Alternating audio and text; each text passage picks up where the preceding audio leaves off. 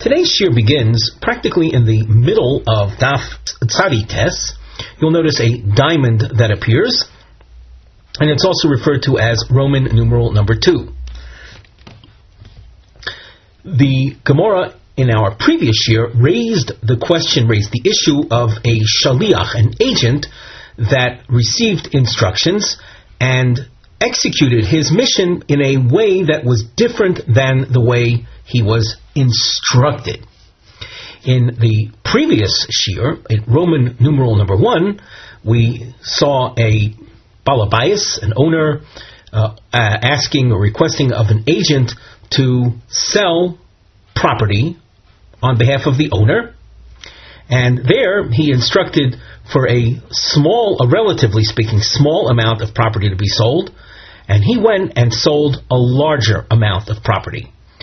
The Gemara, just at the end of our last shiur, concluded that does not constitute an annulment or an abrogation of his original instructions, his original charge. Rather, he's considered moisif al dvarav. He's considered adding, but not a ma'avir al dvarav, not a violator.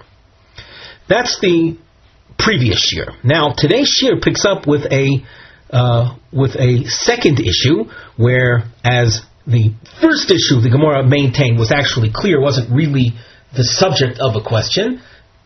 This is a question. Ki tiboy aloch, when the issue comes up of an agent, of a shliach changing the orders he received, the Omar le zil zoven li kura, the balabayas instructed the agent to sell a kur. Kur in our is an area measure. The Ozer v'zoven le lischani, and he went and sold half the amount. What is the legal status of that sale where the shliach did less than he was charged with? And there are two parts of the question, two sides of analysis. Aleph, and a few lines later you see a squiggle underlined O Dilma, or possibly Bays. Mi Amrinon. Do we say, Omar Le, de Tovaloch Avdiloch, that the shaliach can say to the balabayas, the agent can say to the owner, that I actually did something that was good for you. Di'i lo mitzdarchi loch zuzi. If it should turn out that you don't need all that money, in other words, from the sale of the entire piece of property, so lo motzis hadrus bay. If I would have sold the entire piece of property, and then it turns out you don't need all that money, you wouldn't be able to back out. So what did I do? I happened to sell a smaller amount than you initially requested. You got, we'll say, the minimum amount of money. If you should need more, so go and sell the rest. But in the meantime, I didn't do you a disservice. If anything, I might have done you a potential favor. Oy Dilma, or maybe Omar Le, the balabayas can say, the owner can say to the agent, listen, if I have to sell more later on, that means I'll have to make a second contract with a second purchaser. Lo nicholi the lifshu shtori iluvoi. It's not pleasing to me to have so many documents that I've been, let's say, signed on to. In other words, sale documents in general, the less let's say legal work that exists in your name, the better it is. That's the case over here. I would rather have had one star that represents the sale of the entire field than two staros representing the sale of the field in two parts. So the question has been asked, how do we view this action, we'll call the reduced action of the shaliach? Is he considered an execution of the orders, just in a reduced fashion, or a violation of the orders? And if it's a violation, so then the sale is no sale. Everything is off. Omar Rebbe Chanina Misura Toshma. So we attempt to answer that question. You'll notice we have a new marking on the side of the Gemara. We have a house shape, and we've indicated that these are nisyonos livshod hashe'ela. These are attempts to answer the question. So you have number 1 over here, and when we get to Omid Beis, there'll be a number 2 at the 5th line from the top. So now we try to resolve the issue about the shaliach that functioned in a reduced fashion than that he was charged with. Toshma Nosan lo dinar shel zahav. This is a source that comes from the realm of Mi'ilah. Mi'ilah is the prohibition of benefiting from sanctified items, prohibition of receiving personal benefit from items that were sanctified. Here we're talking about money, and it turns out that the money that is in question here happens to be money that had been sanctified. So it was not known. We're dealing with something that was done b'shogeg, and a person gave his shaliach noslo dinar shel zav. A dinar shel zav, for our discussion, is 6 selah. We're dealing with different denominations of money, so a golden dinar is the same as 6 selah. The Omar lo, and he told the agent, Haveli choluk. I want you to take this money and buy a choluk, a type of garment. V'holach v'hevi lo b'sholosh choluk u'b'sholosh talis. And the agent went and bought a choluk, but for 3 of the sloyim, the selah coins, and the other 3 selah coins, he bought a talis, another type of garment. Shnehem walu. Both are considered in violation of the Me'ilah prohibition, using sanctified items for personal needs. If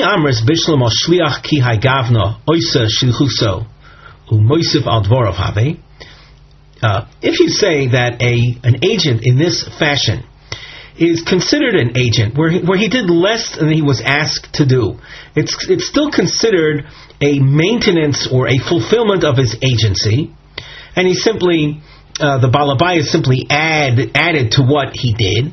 Mishum hachi balabayas moal. Therefore, we can say that the original owner is also guilty.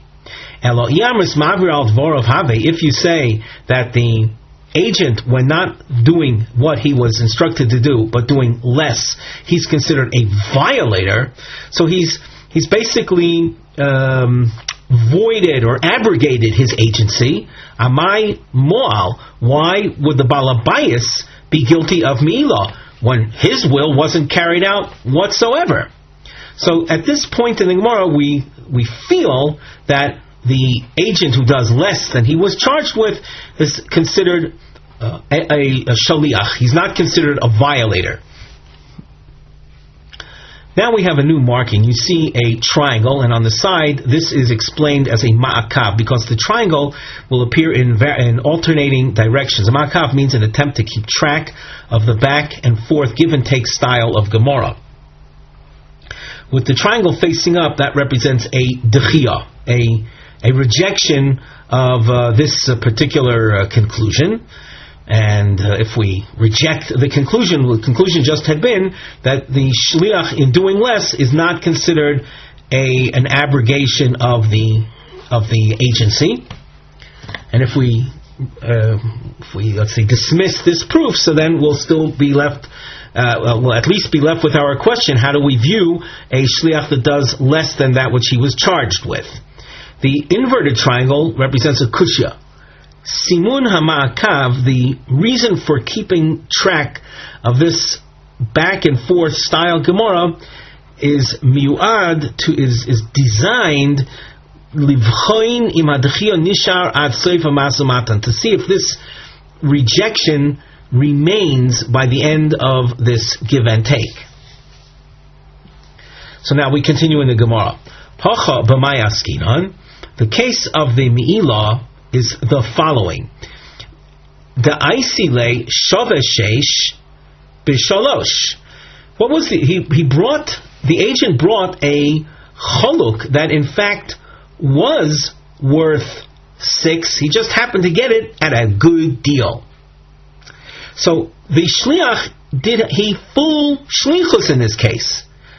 It's not comparable to our question. Our question had been, what is the status of a shliach that does less than he was charged with?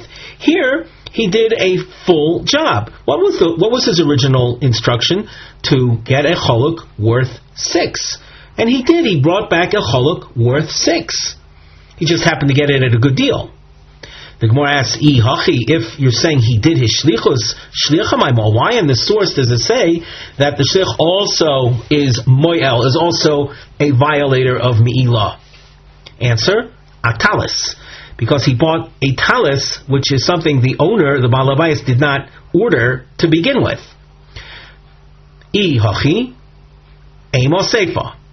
Now, if so, that he bought a talis, a choluk that was worth 6 as per his original instructions, and that he just happened to get a good deal on it, if that's the case, well, let's continue reading the source. Amos Sefer state the continuation, and it says in the source, Rav Yehuda Omer, Af Bozer Balabayas Lo Moal.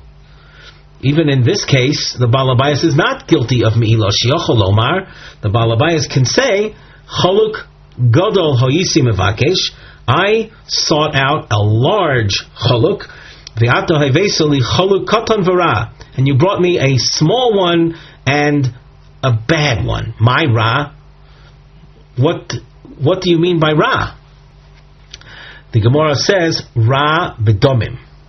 So the Gemara is what happens structurally is that we quoted the Sefer to show that it can't be a case of the shliach bringing a choluk that for a choluk worth 6 for a mere 3 selah that he paid for it, because otherwise why does the Gemara describe that as koton vera, that it's bad? What's bad? He got actually a fantastic deal. He paid 3 selah and got a full 6 selah choluk.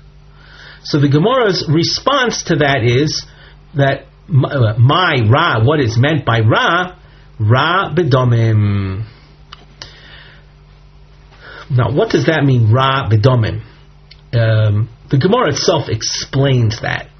The Omar Lei, the Baal Habayis says to the shliach, after all, you seem to be getting like a good deal. You paid 3 and got something worth 6, but had you used all 6 to buy a choluk like I instructed, isis li b'shis, had you brought for me a choluk by paying 6 for a choluk, kol shekein dahave shove tarti sorry, then you would have been bringing me back something that would have been worth 12. In other words, if for paying 3 you got something twice the value, something worth 6, so there was profit of 3 in that deal. Had you used all 6 to buy a choluk, you would have gotten something worth twice the 6, namely worth 12. That would have been profit for me of 6, not just 3 in the choluk. So at this point, we're maintaining the original dechia. If you follow the markings, you can see we're holding the last point we were holding with is the upright triangle, and the reason for that is that in this case of the shaliach having received the 6 selah to buy things, we see there a shliach carrying out his original orders to the last letter, and that's not going to be a source that's capable of dealing with our question of a shliach that did less. The Gemara continues and says, Daika nami.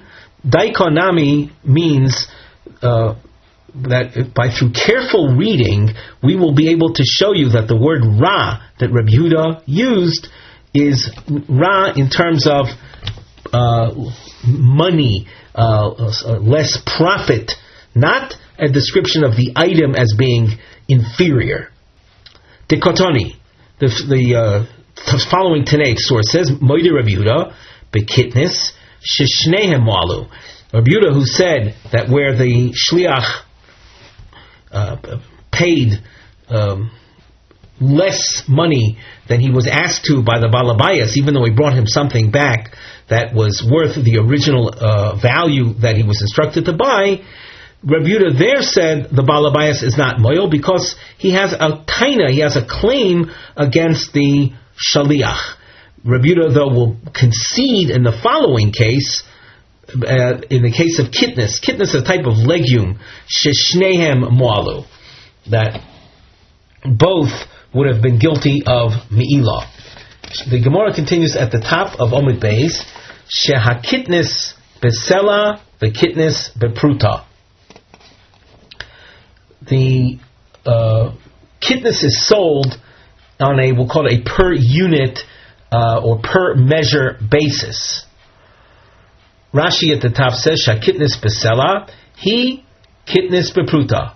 Whatever amount you'll buy for a selah, you're going to get the same amount in a prorated fashion if you pay a much lesser amount of money, pruta. The fi cheshbon prutos besela.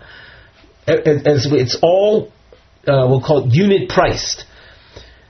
Mishum dezofin tfei, just because he bought more, lo mosli gabe. The vendor is not going to give you a discount. As the Gemara itself explains, be'asr de mezavni bekani. We'll see more about that in the Gemara. So that in the case, what's the point right now? Rabbi Yehuda says that where a shliach doesn't use all the money that he was asked to for purchasing that specific item, so the Baal Habayis is not moyel, because the shliach is said to have caused a loss for the Baal Habayis. However, in a case of the purchase of an item that's not sold by estimate, but rather by unit, it's unit priced, there Rabbi Yehuda will agree that both the shliach and the meshalech are moyel.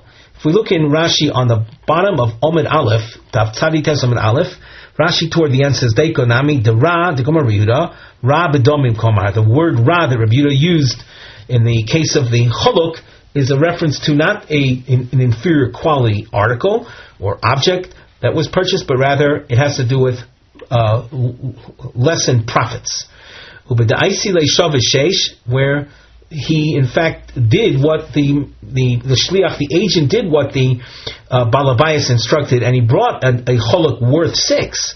The Talmud K'amoran, and in accordance with what we said, midiktoni moide bekitnis. From the fact that Rabbi Yehuda, in the case of kitnis, concedes, Dasam lo motzi lemeimar, there the Baal Habayis has no taina, he has no claim against the shliach to say, Kol shekei di maisis bedinar zov hayashava yoser mikiflayim dahavu mosli gaboch tvei. In the case of a sale of kitnis, it's the type of thing where the original owner who sent the agent to make the purchase, could not say, had you bought more of that item, I would have gotten even a better deal. That's not true. When you're buying these kind of items, many places they sell, let's say, peanuts by the pound. So it's not something sold by estimate. It's on a prorated basis. Whatever you pay for £10, you're going to pay 1/10 of that if you buy £1. The Gemara. Hey Chidomi, what is the case of the kitnis sales? With the second line from the top, if you're gonna think that we're talking in a community where it's sold through estimate, then heicha diyoyev le sela mosli gabei tvei. If the sela, the full sela, was used to buy kitnis, that's you'd be getting a much larger amount than if you were to pay a pruto's worth. So the more you get, the bigger the discount, the more you end up profiting, if it's a case where you're dealing with an item sold by estimate. Omar Rav Papa. So Rav Papa explains, Be'asra de kaili bekani, it's a place that they measure using the kani measure. The Omar le, kana bepruta. Every kana will cost you a pruta. So therefore, if you buy many prutas worth, or buy a sela's worth of stuff, you're not going to get a better deal. You're going to get the same amount of money will be paid, as you would pay if you bought pruta after pruta after pruta's worth, adding up to that sela's worth of kitnis. So far, we still have our original question is outstanding. What is the din with regard to a shaliach that was ordered to sell a large amount and he ended up selling a lesser amount? So we quote from the Mishnah, Hoysa, that's Toshma, Hoysa Kesubos arba mea zuz, a woman had a ksuba of worth 400 zuz, Mochor lozeh b'mona v'lozeh b'mona, v'la'achron yofed mona v'dinar b'mona. The woman had sold on, let's say, in several sales. Each one, she took a mona worth of property, and she got paid a mona. She got paid fair and square. And the last person she was dealing with when selling these parcels, this land, she sold yafe mona v'dinar b'mona. Now that would mean a piece of land worth a mona and a dinar for a mona. The last one's deal is off because she went over the allotted amount that she was allowed to sell in the first place. Because at that point she had gone over the 400 zuz. She was selling mona v'dinar. The first three sales were she got 100. That's a total of 300. The last sale, she sold a mona. That the mona alone would have put her at the 400 mark, but she sold a mona and a dinar. So that last sale, that's canceled, and the rest, the sales are kayam. Now, the havamina right now is that one large field was the subject of these sales, and it was sold to 4 people. The first sale, the sale to the first fellow, was an example of she had instructions. She was an almona. She was selling to receive her ksuba of 400. So she was attempting to sell and get the full amount, and the sales ended up being sales of smaller amounts. So it's b'v'china zoven li kura v'zoven le lischa. It's parallel to the case of a shaliach. Now she, in selling the fields, is working as a type of shliach. She's working as an emissary, we'll say, of the estate. Selling, of course, she's the ultimate beneficiary, but she's selling on behalf of the estate to pay for her ksuba. How much is her ksuba? It's 400 zuz. The first sale she made was a sale of 100 zuz. So she was given the charge of one large sale, and she ended up selling initially to the first guy a small sale. So charged with a large mission and ended up doing less. And what does it say in the source? That besides the last one where she went overboard, she sold too much property. All the rest, kulan michran kayim. All the rest, the sales stand. So that shows you that a shliach that does less than he was charged with, his efforts are binding. The Gemara rejects this. Kid Omar Rav Shisha Braid Rav Idi B'Katini.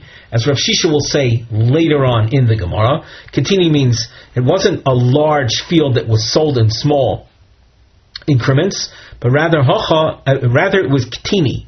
Hachanami b'ktini. So too over here in our case it was ktini. We didn't explain what ktini is. Ktini means separate 4 small parcels of land. Ktini, from like word katan, small. It wasn't one large field where the initial sale was a fraction of the large field, which would have been parallel to our issue. No, not whatsoever. Rather, they were 4 separate fields. Rashi says, they weren't fit for one person. So that initially, when the sale was ordered, it was done with this in mind. It wasn't the case of a shliach doing a reduced sale. He was selling a small parcel to one of 4 people. and that's not considered selling a fraction of a large parcel, which would have been parallel to our question. So from this Gemara, we don't have a rock solid conclusion regarding shliach that was given a charge to do a lot and ended up doing a fraction of it. As you can see, we have a slash mark indicating that which follows is a new trend of thought. On the side, we have a topic heading. Omar l'shliach mechor sodi lechad. A man, an owner of land, says, sell my field to one. Velo piresh. He didn't specify velo l'shnayim. When he said sell to one, he said sell to one, and he didn't spell out, I want you to sell to one and not to two people. V'halach u'mochro l'shnayim. And the shliach went and, in fact, sold that field to two people. Ha'im hakpeda delo nichole le'inish ribui shtaros. Can we say that the person's objection to having a lot of documents, multiple documents, when it could have been less, is that objection nechshav kapeda? Is that considered a reasonable type objection? And if it were, it would be considered an objection even if it were not spelled out. Now the Gemara. Pshita Omar L'echad V'lo L'shnayim. It's simple to understand if an owner, in talking to an emissary or an agent, said, I want you to sell a core of my fields to one, and not to two people. Omar Lei, he spelled out, L'echad V'lo L'shnayim, I want you to sell to one and not to two. He revealed his objection. The Rashi says, Pshita Omar l'shlucho mechorli beis kur misidasi lechad v'lo shnayim. Rashi goes on, Omar lechad v'lo shnayim. Vafilu im timsa lomar zoven li kura v'zoven li lischo michro kayam. Even if, as we dealt with in the previous sugya, where we did not come to a conclusion, but even if you want to conclude, where a man said sell a large amount and the shliach sold less, that the sale is binding, hacha botel. Here, it could be botel, voided. The goli daite, the kopid babushe shtari. Here, even though it's also a case like that where the shliach was told to sell the entire core to one person, and he sold only a fraction of it to one person and the other fraction to the next person. That's a definite kpeda. Even though in the previous case we might end up saying that doing less is not a violation of the shlichus, but where the balabayas, where the owner spells out, I don't want you selling it to several people, then then the deal would be off. If you say it's a kapeda, and that's what the Gemara is saying, it's a kapeda. So therefore, if the shliach sells it after being told sell it to one and not to two people, he ends up splitting the core and selling it to two people, the deal is off. Omar le le'echad stam omai. And here, this is the focus of our attention. That's why we've underlined this, so that as we go on in the sugya, we can focus on this point. Stam omai, he said sell it to one, and he didn't say but not to two.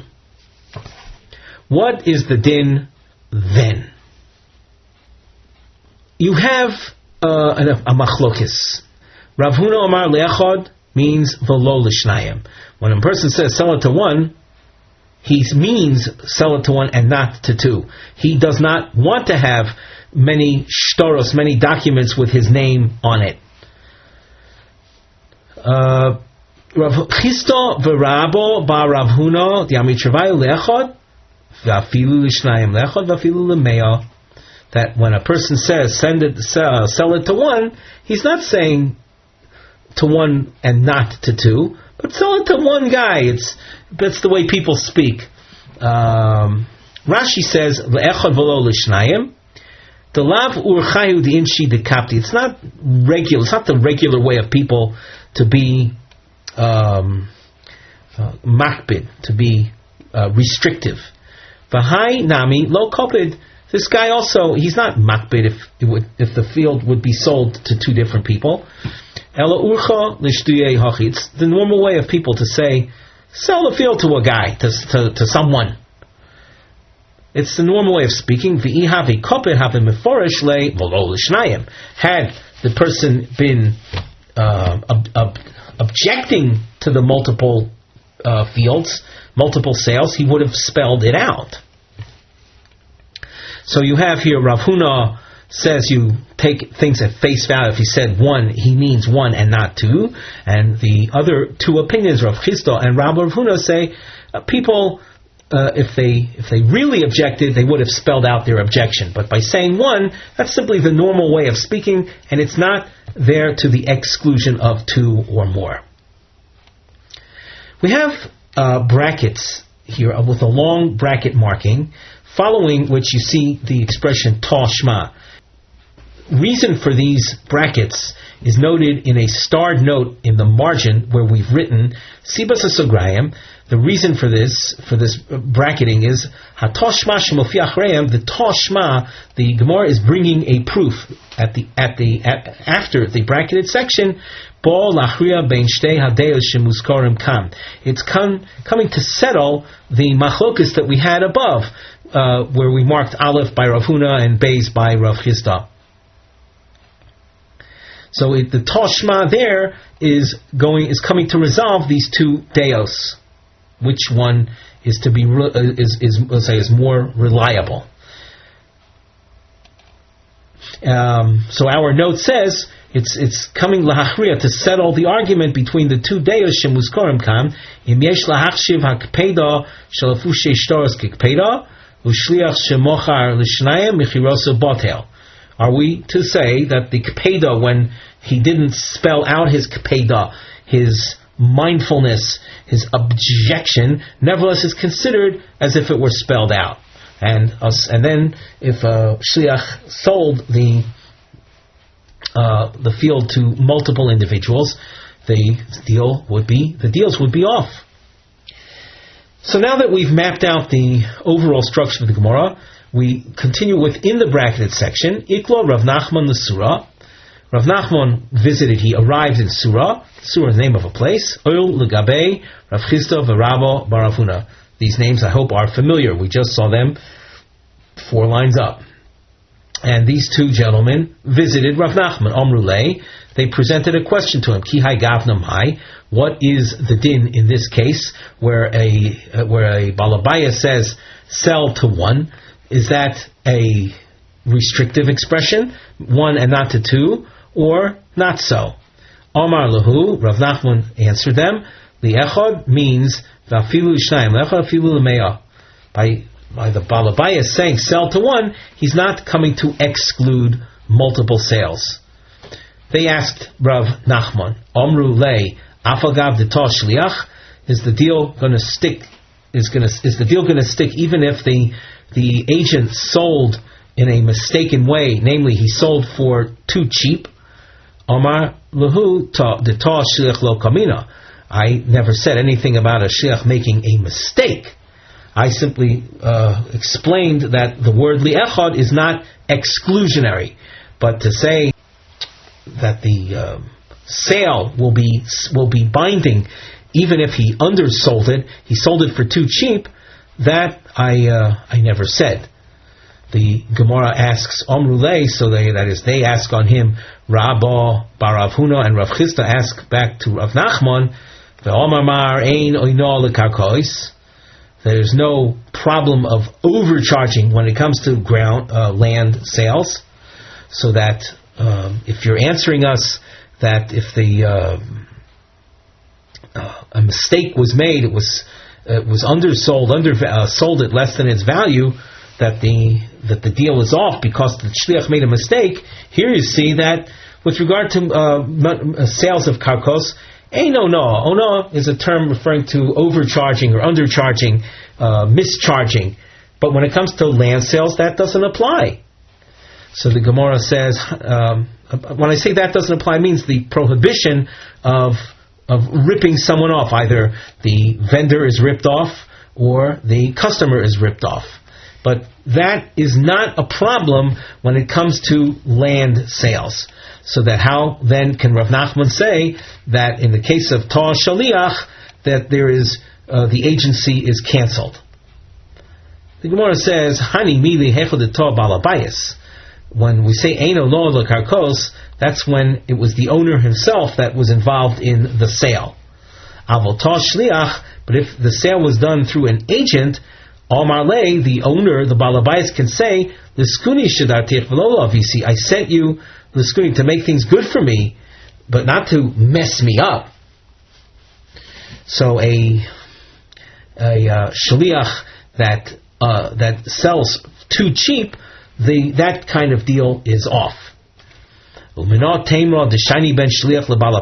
do we know that a distinction can be made between the shaliach and the homeowner, the original owner?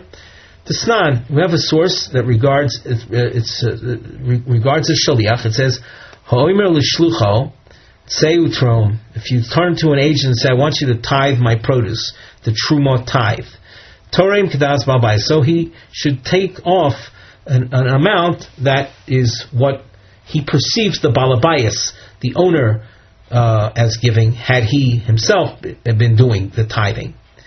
Let's say you don't know what the mindset, what's the generosity level of the homeowner. Toreim bebeinonis, you give the average amount, echad mi chamishim, 1/50th of your harvest. Piches asora o hosif asora. These expressions mean piches asora means he gave 1/40th, or he tithed 1/60th. Trumaso truma. The tithing is binding. So that's with regard to a shaliach. V'ilu gabi balabayis tanya toram v'olo biyado afilu echad me esrim trumaso truma. If the owner himself tithes and he took out an amount and declared that amount truma, it turns out that he took out 1/20th. When your basic truma is 1/50th, he took much more. He separated much more than he had to. And nevertheless, the truma is binding. It becomes truma. At this point, we go back to the issue of multiple shtaros against or concerning an individual. Is that considered a detriment to him? Toshma hoisok subosa arba me'ezuz. A woman had a ksuba worth 400 zuz. Mochro lozeh b'mona v'lozeh b'mona, u'la'achron shov b'mona v'dinar b'mona. Shel achron botel v'shel kulon michron kayom. The last sale where she went beyond the 400 zuz worth of property, the last 100 that she sold was 100 plus a dinar. She went over the limit. So that deal is off. However, all the previous deals, the first 3 purchases, Michron Kayim, it says. Now, what do we see from here? If it were so that multiple shtaros is considered something that a person is generally makpid on, generally objects to, so why were the earlier sales binding or lasting? Are they also not a violation of an assumed person's stance?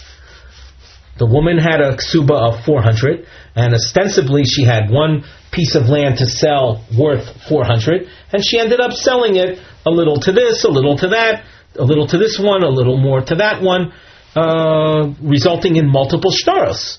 And as far as we can see, that is not a problem. So if we were to stop here, we would then be able to resolve the issue raised at the beginning of this section of Gemara, where you said to an agent, I want you to sell to one. If he were to go and sell to multiple people, is that a problem? We would say no, that's not a problem, because this concept of afushi shtora is not a real kapedo. It's not really something objectionable. We take a look at Rashi. Tashma hoisok subas v'chulei v'i afushi shtarik pedahi. If overabundance of deeds, of documents with a person's name on it is something that's objectionable, nihinami diasoimim logilu datayu, granted in this case of the woman, of the almana selling properties of the yasoimim, and granted they didn't reveal their feelings, anan miyah diad yasoimim bo'inon lemehave. We, however, the court, we're considered the extension of the yasoimim, is lon lememar. We should have declared michron botel, that all of those multiple sales of that one field, i.e. fields sold in small parcels of one contiguous parcel of land, that should have been something to be objected to. The Gemara responds and says, no, from this you cannot see evidence of a shliach that was told to do to one and did to many, that there is what to be objected to, because this case of the ksuba worth 400 and these multiple sales, Amarav Shisha Breidurav Idi Biktini, they were small separate parcels of land. They couldn't have been sold, or they weren't fit to be sold to one person. They were small parcels of land in different locations. Generally speaking, people don't like to have their land split up into different locations. So one person never would have bought these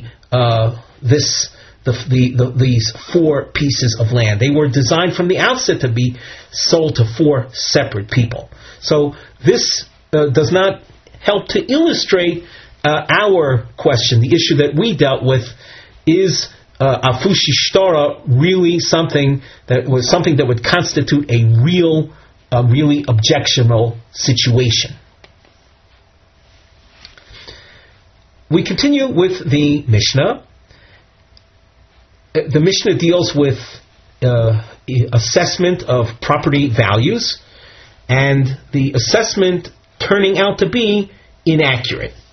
Shum hadayonim shepichasu shtus oy hosifu shtus, a court estimation where there was a devaluation of a sixth, or an overpricing, an overvaluation of a sixth, michron botel, a sale done by the court where there was a variation, a discrepancy in the actual value, either up or down, of a sixth, that kind of sale will be void. Reb Shimon Omer michron kayom im kain ma koyach bezdin yofeh. Reb Shimon says, even though there is this discrepancy, since it's a court-sanctioned sale, it's a court-ordered sale, if we were to void it, we would be minimizing or mitigating the strength of the court. And we don't want to do that. We want to preserve the strength and the dignity of court decisions, even at the expense of such a major, we'll say, discrepancy in value. Avol im osu igris bikuras beinehem afilu mochru shava mona b'mosayim or shava mosayim b'mona michron kayom. If, however, the land was subjected to a public auction, that's igeris bikuras, is without translating that literally, it means a public auction.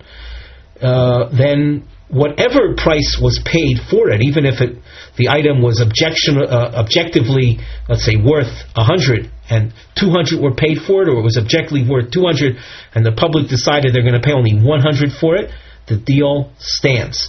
So that the end of this Mishnah would be a continuation of the Tanakama, who said that a basic discrepancy of a sixth, of let's say a court estimation where they turn out to be off by a sixth, the mecher is botel. But if it's a sale that was subject to a public auction, then whatever price is paid, the sale is binding. So the Mishnah focused on court-based sales. What about a sale done by an agent, a shaliach? The topic heading that introduces this piece of Gemara is a she'ela question is raised. Eich nidon shliach sheto. How should we view a shliach that makes a mistake? Kedayonim she'efshir tos ad shtus u'mechiroson kayemes. Do we say that he also, if he makes a mistake up to a sixth, the deal is still binding? Or do we say that a shlich is kalmona shebetois koldehu michra botel, or like the sale of an almona? And we saw numerous examples of that in previous shiurim, where the mona sold a piece of land worth a mona and a dinar for a mona. We saw that, for example, and we saw that it was off. The deal was off, even with a slight discrepancy. Now the Gemara, the question is, a shliach keman. How about a shaliach if he makes a mistake? Do we view him like an almona making a mistake? Is he considered simply an extension of the almona, and even on a minor discrepancy the deal would be off? Or is he viewed as the sale done by judges, and there he'd be given leeway up till a sixth? The answer to how to view a shliach is a point of controversy. Rav Omer Rav Nachman shliach kedayonim, Rav Shmuel bar Bistam Rav Nachman ke'almana. And the Gemara goes over these shitos, noting, by the way, that, and you can see that with our markings, you've got diamonds around Rav Nachman. These highlight the fact that there are two deos within Rav Nachman regarding the shliach that makes a mistake. Is he like a dayonim? Is he like judges, where the deal is not voided with a minor error? Or is he like an almona, where the deal even is going to be canceled even if there is a mere minor discrepancy in the value? The Gemara continues. Rav Omer Rav Nachman shliach kedayonim. We're on the third line from the top of Daf Kuf Amid Aleph. The shliach is viewed as dayonim. Ma dayonim lav liditu. Just like in the case of a court sale, they're not selling something for their own benefit. They're selling something for someone else, for the benefit of the almona, let us say, to receive her ksuba. So just like the dayonim represent a sale not for themselves, av shliach dami lav lididei, so too the shliach is conducting a sale, but it's not for himself. La fuke almona, to the exclusion of the almona, de lidida, where she's functioning, working on her own behalf, for herself, for her own benefit. So that if you're looking for a parallel to a shaliach, according to Rava in the name of Rav Nachman, the parallel would be to dayonim, and hence there would be quite a bit of leeway in terms of a discrepancy in actual value of items sold and amount paid. Rav Shmuel bar Bistam Rav Nachman kalmona ma'almona yechida af shaliach yochid. According to Rav Shmuel, the parallel to a shliach would be the almona. Just like the almona is an individual, so too the shliach is an individual. La fuke, based in the rabbaninut, as to the exclusion of the court, which is a multiple person entity. The Hilchasa shliach ke'almona. The Gemara rules that the shliach is like an almona with very tight restrictions, namely that even a minor mischarge will be grounds for voiding the deal. The Gemara asks, "Umay shno mehadisnan." What is the difference between your ruling that a shliach is like almona and that which we've learned in the following Tanaic source, wherein it appears that we're not so restrictive with regard to a shliach and a deviation? Disnan ho'imer l'shlucho. A person turns to his agent and says, "Seu trom, I want you to tithe the truma tithe, separate the truma tithe on my behalf from my produce." So, Torah kedas balabayas, the shliach should tithe the amount that the owner would have tithed. Vim eino yodea da'ito shel balabayas. If the shliach doesn't know what the amount the balabayas, what percentage the balabayas would have tithed, Torah He should do the average truma tithe, which is 1/50th. If he tithes 1/40th or 1/60th, truma so truma. Now, we've underlined this to highlight the main problem. You see here a shliach varying, possibly a little bit, tithing a little bit more than a 50th or a little bit less than a 50th. Nevertheless, what he's done, his tithe is good, it's binding. So if this be the case, how can you conclude earlier that when it comes to shliach sales of property, he's going to be treated with the almona standard? The Gemara answers, Hasam, in the case of truma tithing, the piches asor or hosef asor isn't considered a discrepancy to begin with. Kevon deiko determined by in rav, iko determined by in yafe. Since amongst the general population there are people that are miserly, ayin raw, miserly types with regard to their tithing, they'll take off only 1/60th, and there are those that tithe with an attitude of magnanimity, of generosity, bayin yafe, 1/40th. Omarle, the shaliach can say to the owner, lahachi amadatich, I estimated that you were like that. In other words, I did exactly what I perceived you to have intended. No deviation whatsoever. Avol hacha, but in the case of a shliach mischarging in the sale of properties, ta'usa hu, there is a mistake. Might be a minor mistake, but it's a mistake. Omar le, the owner will tell him, lo ibaya loch limiti, you should not have made any mistake. So you can see there's a distinct difference between the truma case and the Gemara's ruling concerning a shliach. In the truma case, there was no mistake. In the shliach sale, that where there was a deviation, a mischarge, there was a mistake, and the owner did not set up the agent with any intention of a mistake being made, something certainly that would be detrimental to the original owner. As the Gemara continues, it will deal with the issue of the machlokes between the Chachomim versus Reb Shimon ben Gamliel that we saw in the Mishnah concerning a mischarging or a mischarging in a sale conducted by the Beis Din. Mirza Hashem, that will be the point at which our next shiur will continue. With that, we conclude our shiur for today.